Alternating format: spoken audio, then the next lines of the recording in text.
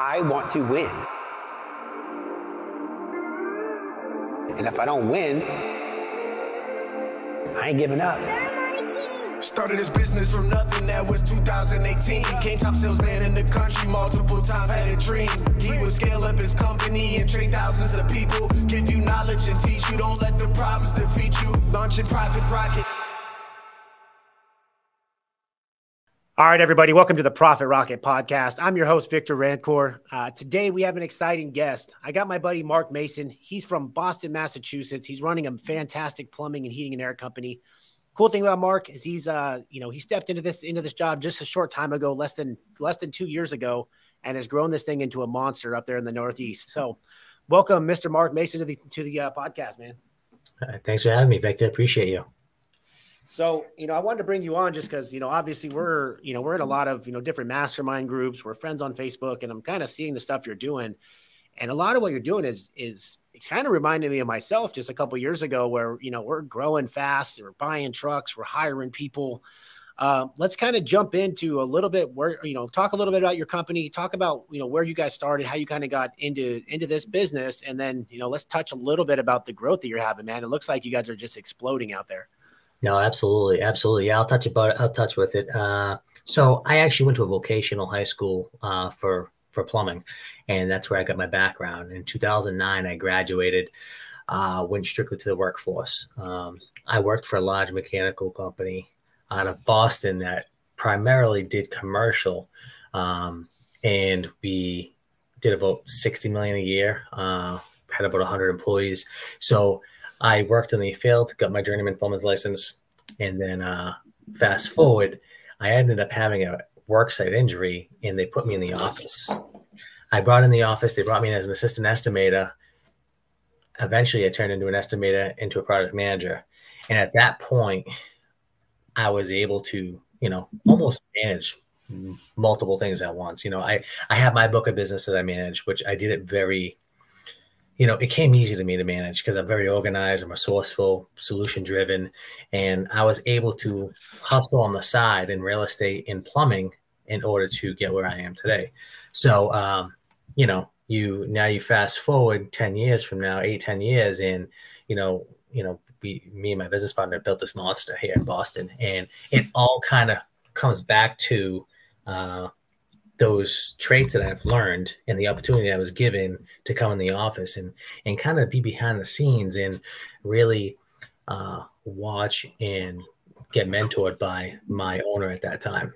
Well, I think it's huge, right? So, obviously I started out as a technician, worked my way up to being in sales. And obviously from that end of it, you don't see the whole back end because a lot of guys, they come from they were a technician and then all of a sudden they turned business owner, which they didn't know how to sell anything to start with. And then they also didn't know how to run a business. So now if you don't have sales or business acumen, that's a problem, a recipe for disaster, which seems like a lot of the guys that come into ownership from the technician side. But I think the most powerful thing for me as well was, I got an opportunity. I got recruited to go work at this other company. And I got to see the other side of it and got to see the ebbs and flows in the office and how all the little pieces work together and all that stuff. So obviously, when you're saying that, I'm like, I can tell like that's what, gave you the success to transfer. And I think that's the biggest struggle for most home service business owners is that they had an entrepreneurial seizure and all of a sudden they went from being a technician and sales guy to now all of a sudden now they got to run a business and they got to figure out the day-to-day. So you went from that business. You said you were dabbling in a little bit of real estate. You want to kind of talk a little bit about that before you head into your business? Yeah. So 2014, I bought my first multifamily home. I did the BRRRR strategy, and refinance, repeat. So being able to manage those projects from that mechanical company, I was able to be organized and resourceful enough to apply it to outside side hustles, right? Which is getting into real estate, kind of having the time to do that, along with, I was just like you probably were, Victor, hustling from 4 o'clock when you get out of work to 11 o'clock at night, trying to get that side work in. So. And in the midst of all this, I was started to work for a rehab company that flipped houses, and I was their plumber. And I remember actually being under their kitchen sink and them kind of coming. It was like 8 o'clock at night, and them kind of coming down on me like, "Hey, you got to hurry up. Like, we got to get this thing on the market." I remember like looking, like there wasn't even paint on the walls. And I'm like, I'm trapping off the sink. I'm like, you guys are idiots. Like worry about you. I'll worry about me, you know? And at that time I realized that, that I'm like, I can do that way better than I can. And that's when it opened up my eyes. I started doing a bunch of research and dabbling in real estate even more, which led me to where I am today in the real estate game, which they all kind of come together, right? I'm like, you know, when we have opportunity, entrepreneurs, when we have opportunity, we try to grab everything we can. And at that time, that's what I was doing. Well, can you talk a little bit about that? Because that's also the downfall of most entrepreneurs is that the problem is, like, for me, like, I drive down the street now, and I don't know about you, but I drive down the street and I see a business. I'm like, dude, if I had that business, it'd be making more money. If I had that business, I would do it this way. Right. And we think about that. That's what goes through our head all the time as entrepreneurs. And we just think that we can come in and fix everything. Right.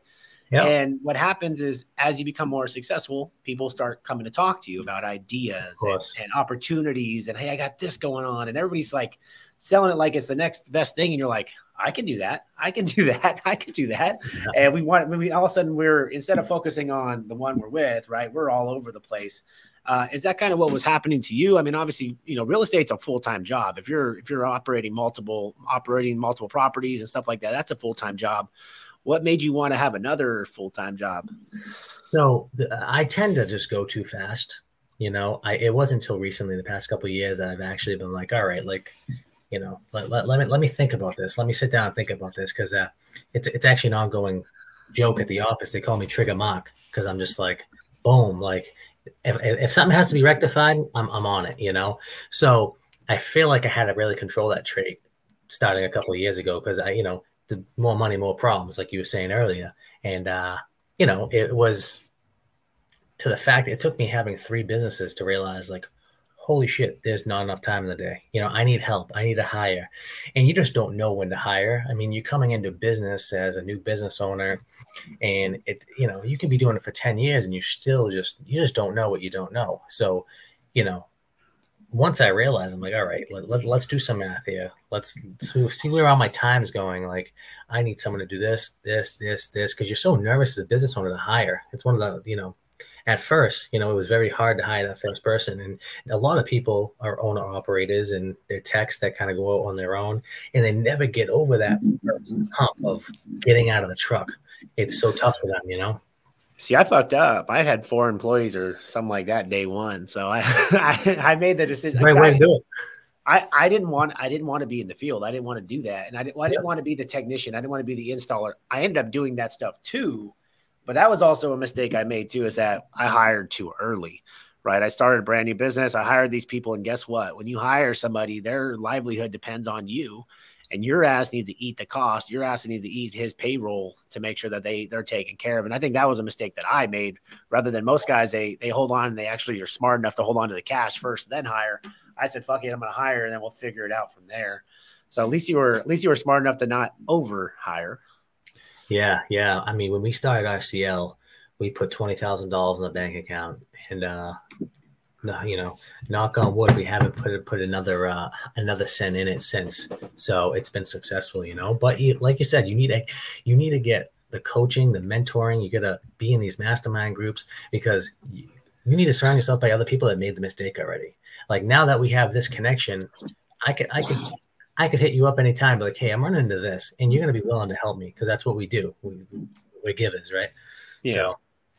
And I think it's powerful too, because I think one of the big mistakes I made, you know, in business is I let my ego get in the way, right? So one of the things that got me in trouble in the first couple of years is I grew fast as fuck, like fast. Like within, you know, we had $5 million our first year from scratch. And then next thing we're at $12 million. And I got this big ass business, and I hadn't talked to anybody.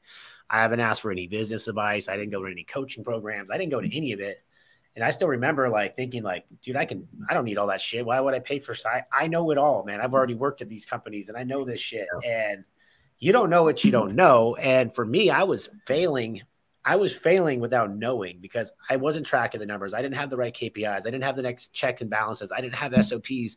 I had a fucking chaos. I just had literally a mess. I had multiple people doing the same person's job. I had people all over the place. I was just hiring everybody, bringing everybody in, and we're growing. And from the outside, it looks great, right? It looks great.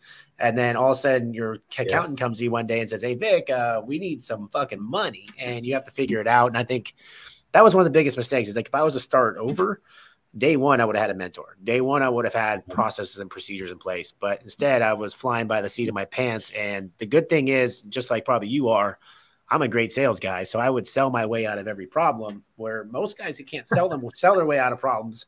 But I was able to. If someone came to me on Wednesday and said, hey, payroll's Friday and I need 50 grand, I was going to go find 50 grand somehow, some way, where, you know, some guys get in that position, they just don't know what to do. So you want to talk a little bit about, obviously you got all this real estate going on, and we were talking before the show, and you're like, you got 9 different properties you own now? Almost 40 rentals. Oh, I heard you wrong. He's got 40 rentals. So 40 rental properties, and then you had 9 employees working there, correct? Yeah. That's what it was. Yeah. And then all of a sudden you guys decided to start this business. So you want to talk a little bit about, obviously, how you came about meeting your partner and stuff like that, because that's a touchy subject to a lot of people. It's important to know who you're in bed with. You know your partner, make sure you can trust them, make sure you guys align, make sure you have the right vision. So what made you decide to partner with your partner? So I'm going to start off by saying I on the ships for the most part. I really think them out before they happen, for obvious reasons, right? You know, so myself and Rich, we go back, you know, and we didn't go into business because we knew each other for a long time. It was right because we knew it was right. He grew up actually down the road from me, and he's about the same age as me, and we went to the technical high school together. He was a sophomore while I was a senior, so we were a couple of years apart. When I started my journey, we always kept in touch. We were never super close, but we kept in touch. I ended up getting my plumbing license. He seen the trajectory of where I was going, and you know, he was following suit, really, you know, and he was jumping around at different plumbing companies and HVAC companies. And he kind of had the same trajectory as me, as like, he was working for like large commercial mechanical companies, doing pipe fitting and all that good stuff. And an assistant estimator position opened up at my company. And I'm like, hey, Rich, you should come over here. He's like, I'll go to the interview, but I'm not really interested. So he's like, he called me. He's like, you know, yeah, sitting in a cube for fucking 10 hours a day, making $55,000 a year, fucking is just not going to do for me. I'm like, all right, well, if you want to be a business owner one day, I think you should think about it. You know, he took it. That was kind of the start of where we are today, because, you know, in 2016, he left the company, started RCL Mechanical, and, you know, he was a one-man band for 3.5 years or 4 years, really. And when I left that company, I said, hey, Rich, I'm either going to open up, like, I had Mason Plumbing and Heating at the time. I only had a couple of guys. I said, I'm going to blow up the fucking plumbing company, and I'm going to blow up the real estate company. But I'd rather be a 50% owner of a $10 million company than a 100% owner of a fucking $1 million, $2 million company. So if you want to do it, you know, and we were always aligned the past, like around those years, because we were like the only ones in our area that had that entrepreneurial mindset. So I'd bounce things off him, he'd bounce things off me, and we never knew this was coming. I never knew I was gonna quit and kind of just say, fuck it, I'm in. So he's like, you know what, let's do it. So we merged our 2 companies. Now we had 3 employees, and then I think we opened at 9/3/2020, right, going into the pandemic, and the rest was history. And I feel like we have a very healthy relationship, because you need, you know, you need trust, you need honesty, you need to communicate, and we touch on those all very well throughout the business. He doesn't kind of get into my lane, I don't get into his lane, and it kind of works out good, because he does commercial, I do residential, even though it should have been opposite, because he had more residential experience than me. But yeah, I just had what I had, and you know, did my thing, and we both grew it, and today we are successful with a very healthy partnership. Well, let's talk a little bit about your guys' business makeup, because, you know, a lot of people on here, like me included, right? I stay away from commercial. I know it's a little Boston. I know there's, you know, good opportunity there as far as commercial side. So you're running pretty much two separate businesses. Obviously you have your residential side and then your commercial side. You want to talk a little bit about how you guys, split that up, or you guys cross training these guys? What's the makeup of that? Or do you have separate divisions where hey, this guy just works on residential, this guy just works on commercial? Yeah, so that's a good question. Yeah, we definitely want to hit that. So a total, if we're talking dollar value, we're going to do about 2.5 million in residential this year. The rest, the rest that makes up the 10 million is going to be commercial. Obviously, the profit margins are better on residential than commercial. But for the structure of the business, we moved into a new building that we outgrown already, but that's to say the least. We have our techs do not cross paths. We have it's separated. We have our service and our residential, our service and our commercial separated on P&Ls. So the books are separate to the extent of not making a new entity as much as we can, and then none of the technicians cross paths throughout the day. Nice.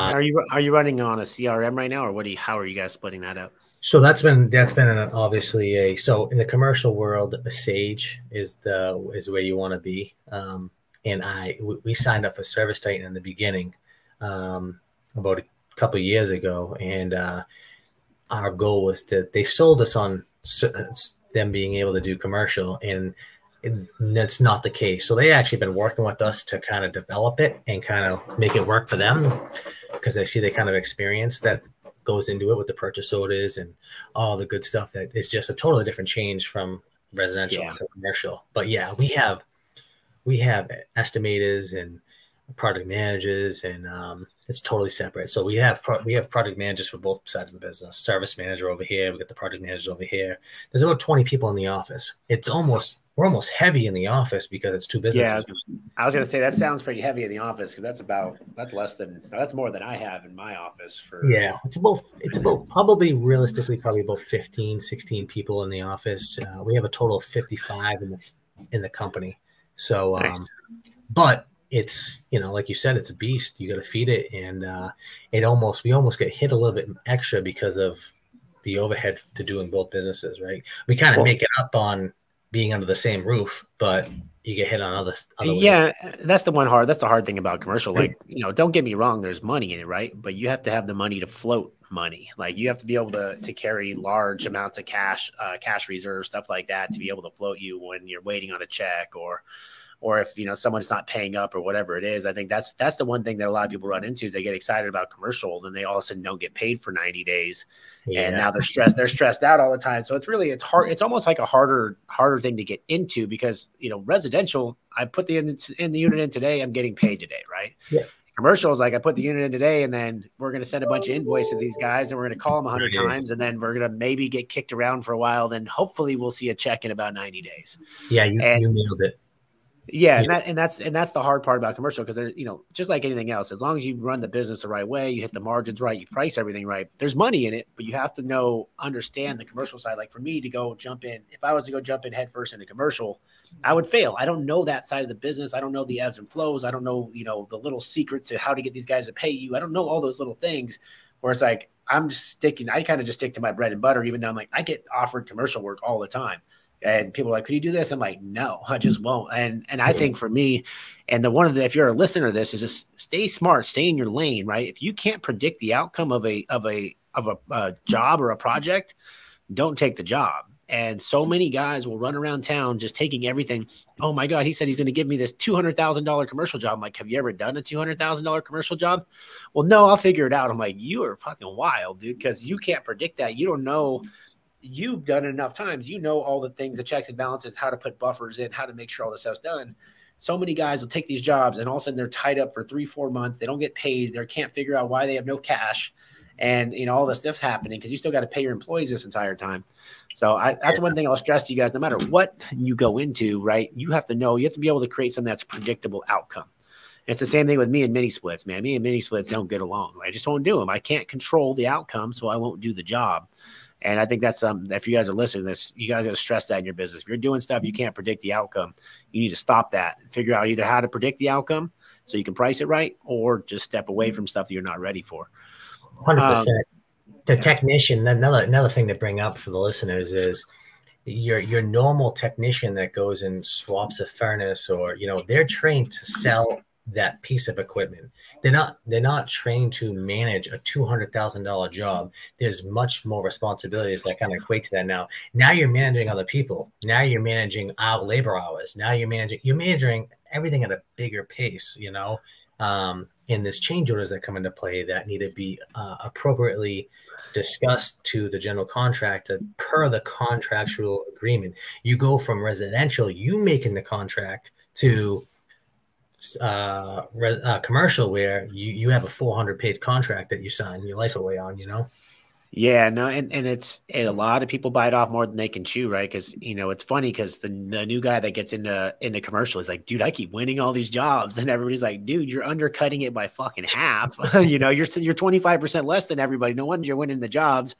And he's all excited because like, I got $100,000. Well, how much profit did you make? I made nothing. Well, okay, then fuck you then. Yeah, Enjoy exactly. your $100,000. It all sounds good on paper.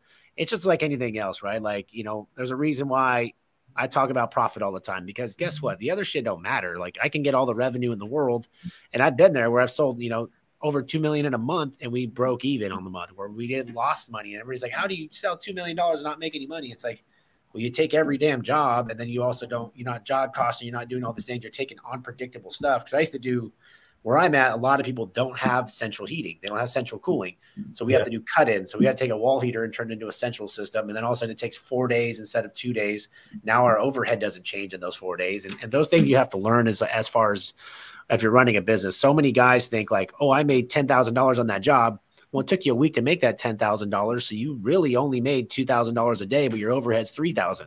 Yeah. So you lost $1,000 a day by doing that job. And a lot of guys don't know their numbers well enough to know, oh shit, like I didn't make money on that job.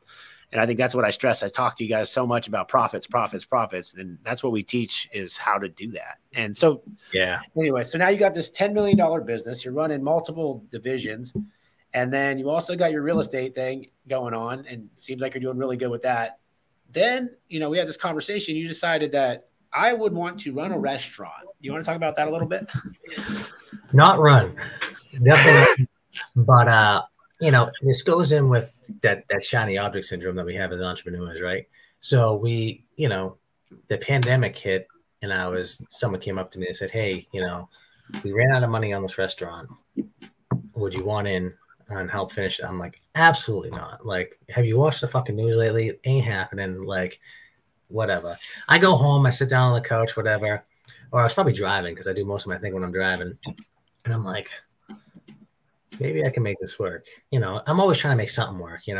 I'll even have, I'm not allowed to, like, I don't want to interview anymore, because I try to make everybody, I try to accommodate everybody. And it's just, I should be fired from fucking interviewing. So I'm dude, anybody that comes in my office to sell me stuff, I'm just like, I'm not the guy. I don't even know who the owner is, to be honest. The owner sounds like a dick. You should go talk to him. It's not me. Exactly.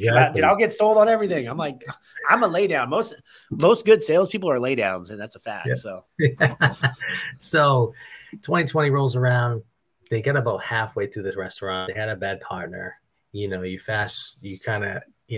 went over everything with me having the rehab company. Now, this got brought to me because of my reputation in my town.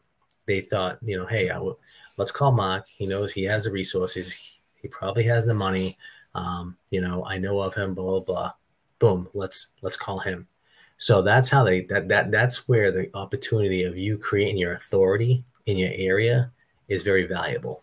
Because when you have a successful business like this, it's hands off, and you kind of just walk away. And that's kind of what it's all about, right? It's kind of trying to build that financial freedom. So that's why I didn't walk away from it so fast. And when I went in there, I used my resources, my contractors, my labor to finish the restaurant and get it up and running, and obviously the electrical was like half done, which was amazing. And I had to do the plumbing, HVAC, and finishes, which wasn't too bad, So I ended up organizing 25% equity with 10% a 3-year payment, 10% interest. And I stuck to it. They tried to negotiate. I'm like, nope, this is it. This is what it's going to take. And they took it. I was paid back within a year and a half, 25% equity, hands off. I review financials and stuff like that. That's about it. But that's just the power of authority and opportunity that you can have if you just step out of your zone and you put your feet and you step to be, you know? No, 100%. And I think that's, as you get better in business acumen and stuff like that, it's a lot of people just need guidance, right? And you can find your way into businesses and opportunities just by having knowledge. And I think a lot of people, I talk to them about, reading more often, growing your brain. So many guys are they only know what they know because they don't go out of their way to learn. And you would be surprised how much more powerful you are when you have your brain working for you. Because so many guys, I talk to people all the time, like, I don't know how to grow my business. I'll give you 25% equity just to come in and help me.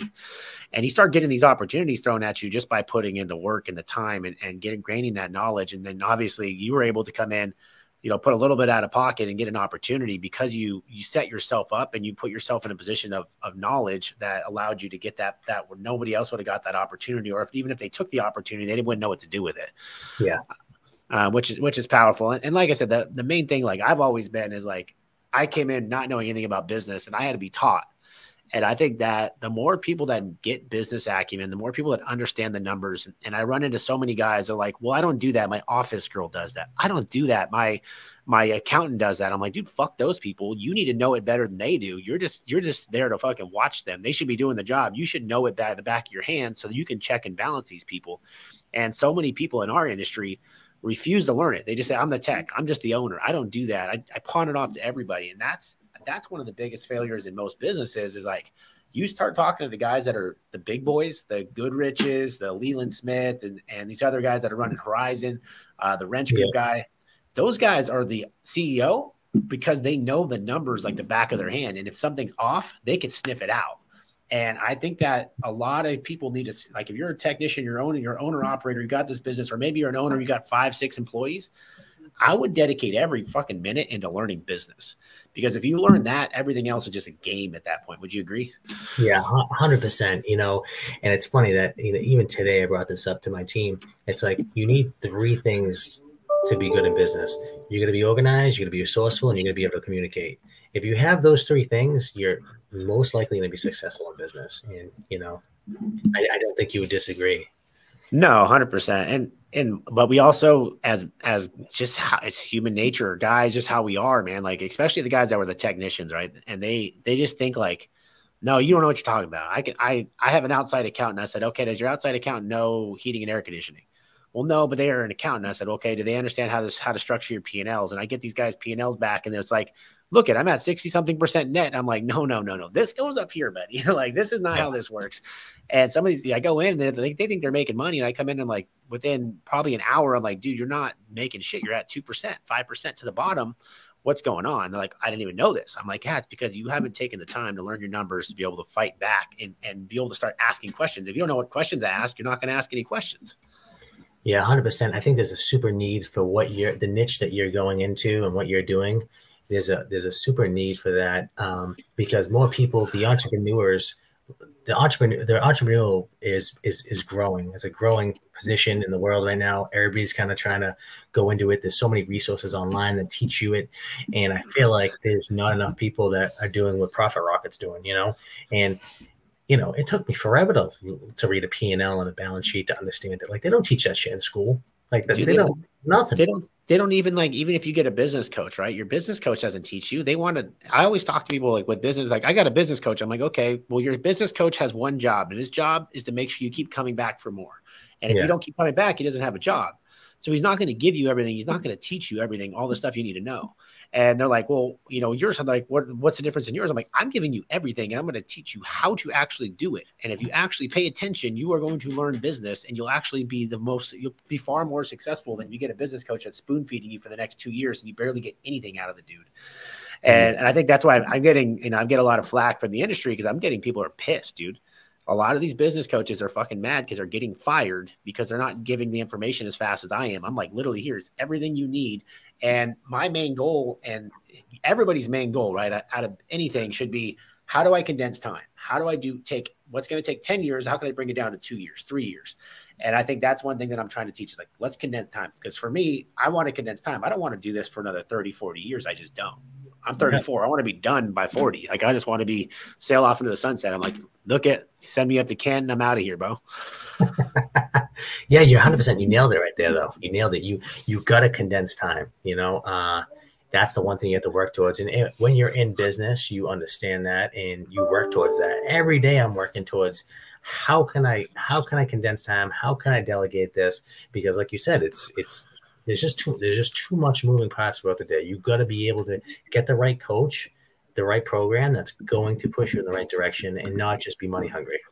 So what's next, man? I mean, obviously you got a successful real estate business, you got a successful plumbing, heating, and air company, you got a restaurant that runs itself. Where do you see yourself going? What would, if Marc's perfect world in 5 years, what would it be?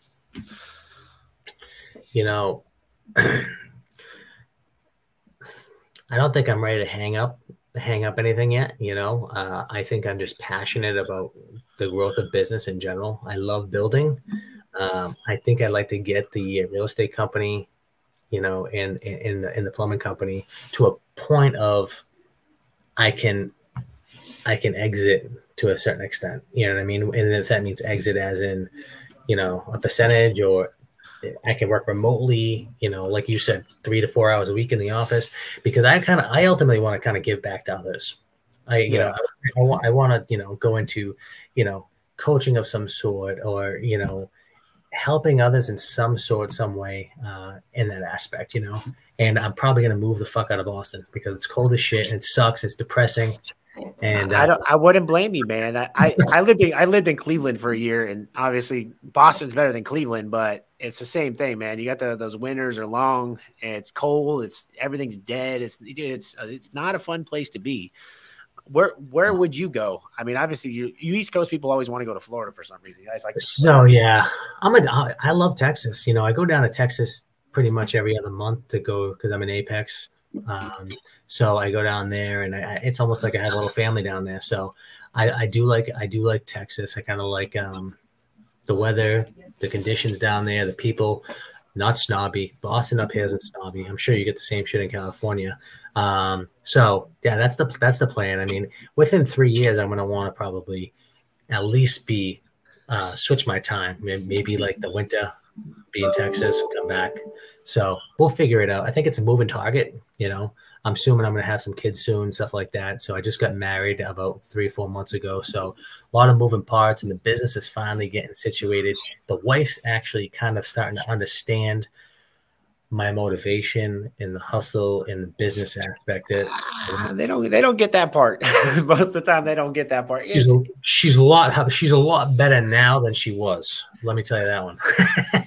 I think for me, it's like mine just like, she's like, dude, she finds out a lot of the stuff from social media. She's like, you're doing this now. And I'm like, sorry, I just moved fast. And I don't think, she lets me do my thing, but she's like, okay, like, when are you going to fucking stop? Like, you got 3 kids, like, just, you gotta put some chill on. I'm like, you have to strike while the iron's hot. Like, when you're young, I'm in my prime earning potential years, right? 100%. You got a short period of time where like you can make the bulk of your money. But I'm like, dude, when I'm 45, 50, I'm going to be chilling. But like right now I got to go get it. And especially for me, dude, like the iron's hot, dude. Like, I'm not going to get my influence isn't going to, like, I'm got to catch lightning in a bottle, and you got to take every opportunity you have. And I'm trying to be smart with it. And I'm very good about when I get off early. Like, I'm home by 5 every day. I go to work about 8, sometimes a little bit later. So like, I don't work crazy hours. I don't work weekends. So like, I don't work crazy hours, but I'm always on my phone. I'm always doing something new. So it's like, she's like, your brain doesn't shut off. She's like, you're physically here, but you're mentally not here. And so that's what I've been working on it right now. Cause it's just hard, man. It's like, I get excited. I went from, I don't know about you, but I didn't grow up with a bunch of money, and I didn't have a bunch of money just as recently. So I'm like, I got this opportunity, and anybody that gets this opportunity and doesn't, grab it by the balls is stupid. And that's what I'm working on right now, is just grabbing it by the balls, but also trying to balance it. So wait till you have kids, man. It gets it gets a hell of a lot more difficult when you got little ones running around, and you got to get to sports, and you got to do this, and you want to be a good dad, but you also want to be a good boss. It's a lot of work, man.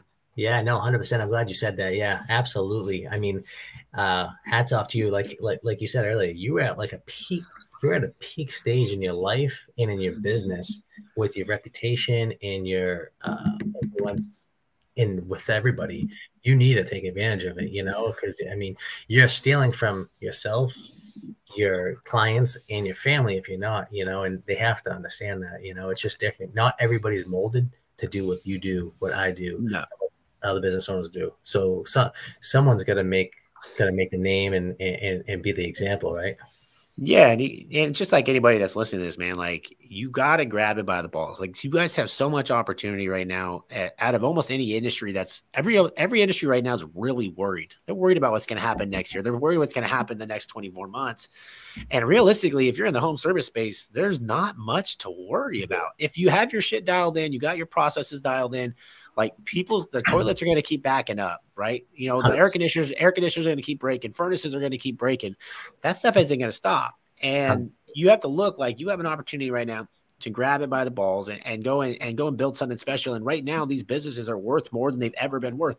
If you could take 3 years and dedicate every freaking minute to it, you can grow something that you can sell for millions and millions of dollars. And that's that's the fact that you guys are up against. But so many guys is just like they just think they can just take forever. Like there's no urgency. And I always try to everything has to be now and today. It's not next year. I'm going to get to it next year. Next year we're going to grow 10%. I'm like, fuck that, dude. If you have an opportunity to grow 25% or 40%, why wouldn't you do it?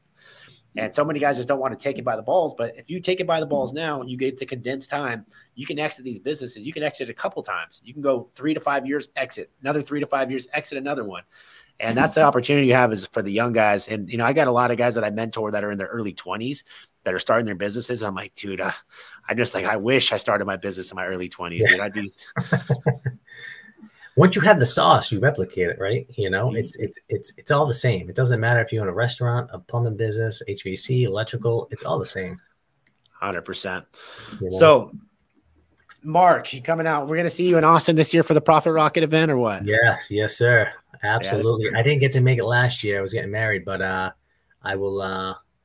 It was a busy year, but I'll be there. I'll be there to support. Let me know if you need anything, any help, anything. I'll volunteer, whatever you need, brother.